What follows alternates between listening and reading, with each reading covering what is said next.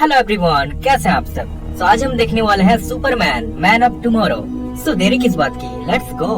Movie की शुरुआत में हम देखते हैं सुपरमैन को, जो अभी बच्चा था। वो अपने फ्रेंड के घर मूवी देखने आया था।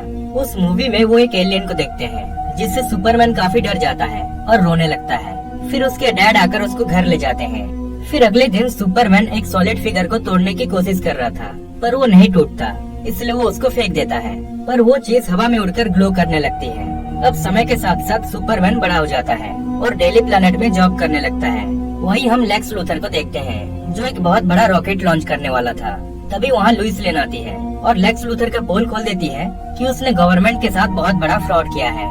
इसी बीच उसका रॉकेट लॉन्च हो जाता है, पर कुछ टाइम के बाद वो फेल होकर सीधा मेट्रोपोलिस सिटी की ओर बढ़ने लगता है। पर तभी सुपरमैन जाकर उस रॉकेट को लेकर सीधा स्पेस में छोड़ आता है और तब उसे पहली बार एहसास होता है कि सन से उसे पावर मिलती है।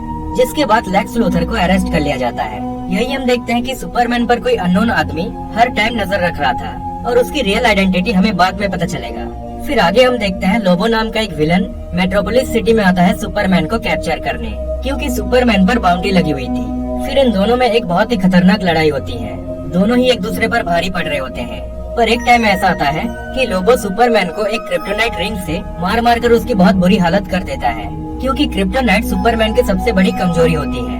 तभी वहाँ पर एक एलियन आता है और लोबो को उलझाए रखता है।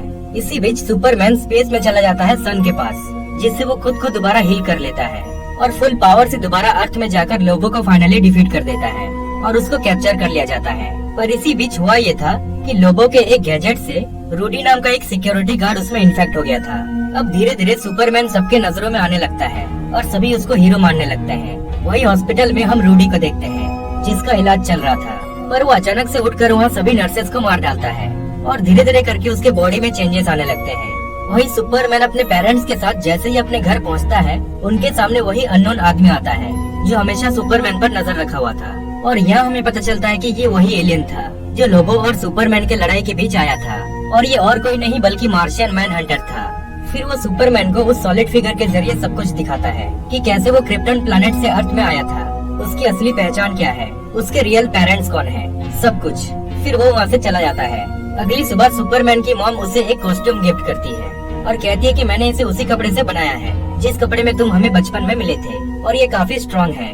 वही लुइस लेन लोबो का इंटरव्यू करने पहुँचती है, पर लोबो उसको काफी इरिटेट कर देता है। तभी वहाँ रूडी आ जाता है और लुइस लेन पर अटैक करने ही वाला होता है कि वहाँ दो गार्ड्स आ जाते हैं उसको रोकने, पर रूडी उन दोनों गार्ड्स को मार डालता है। एक्चुअली रूडी के पास एब्जॉर्ब करने की पावर थी। वो जिस किसी को भी छूता था, उस आदमी की पूरी एनर्जी और उसके सारे मेमोरीज रूडी के अंदर आ जाते थे। अब रूडी लोबो से बदला लेना चाहता था, क्योंकि उसी की वजह से उसकी ऐसी हालत हुई थी। इसलिए वो लोबो की ट्यूब को तोड़ने लगता है, पर उस ट्यूब की सारी एनर्जी उसमें एब्जॉर्ब हो जाती है और वो ट्यूब टूटने की वजह से लोबो वहाँ से भाग जाता है। तभी वहाँ सुपरमैन और मार्शियन मैन हंटर पहुँचते हैं और रूडी से फाइट करते हैं। पर एक टाइम ऐसा आता है कि वो सुपरमैन की बॉडी से बहुत ज्यादा एनर्जी एब्जॉर्ब कर लेता है, जिससे सुपरमैन काफी वीक हो जाता है। मार्शियन मैन हंटर भी उसको रोकने की कोशिश करता है, पर वो उसको जलाकर मार डालता है और वहाँ से चला जाता है। फिर अगली सुबह सुपरमैन सो के उठता है और देखता है कि उसकी पावर्स जा चुकी है। मतलब उसमें पावर्स तो थी, पर वो बहुत ही कमजोर हो चुका था। इसलिए वो सीधा जेल में पहुँचता है लेक्स लूथर से हेल्प मांगने। सुपरमैन उसे कहता है कि मुझे किसी तरह स्पेस में पहुंचा दो, ताकि मैं जल्दी से सन के जरिए अपने पावर्स रिगेन कर सकूं। वही रूडी अपने घर आता है, पर उसकी बेटी उसको देखकर काफी डर जाती है, इसलिए वो वहाँ से भाग जाता है।